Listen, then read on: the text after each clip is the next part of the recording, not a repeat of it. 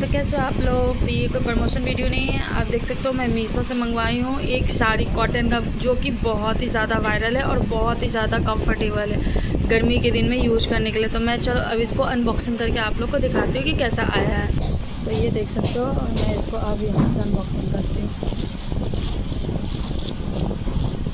तो गाइस आप देख सकते हो बहुत ही ज़्यादा प्यारा आया है और इसका क्वालिटी भी बहुत ही ज़्यादा अच्छा है। इसका ये फैब्रिक भी बहुत अच्छा और ये आपको कॉटन का टसल्स लगा हुआ मिल जाएगा। और हाँ, सबसे ख़ास बात है कि ये कॉटन का इसमें थ्रेड वर्क भी मिल जाएगा और ये साड़ी भी प्योर कॉटन है। आप इसको मंगा सकते हो क्योंकि पर्सनली मैं इसको यूज अभी करूँगी तो मैं इसका बताऊँगी कैसा। लेकिन ये बहुत ही अच्छा है, ये पूरे में आपको ये फ्लावर का एम्ब्रॉयडरी जैसा मिल जाएगा, पूरे में बहुत ज़्यादा ही अच्छा है ये साड़ी। और कलर तो बहुत ही प्यारा है। ये कैमरे में थोड़ा सा लाइट है लेकिन ये डार्क पिंक है, बहुत ज़्यादा प्यारा है। तो आप इसको मंगाना जल्दी जल्दी बाय कर लो, बहुत ही रिजनेबल प्राइस में आया हुआ है।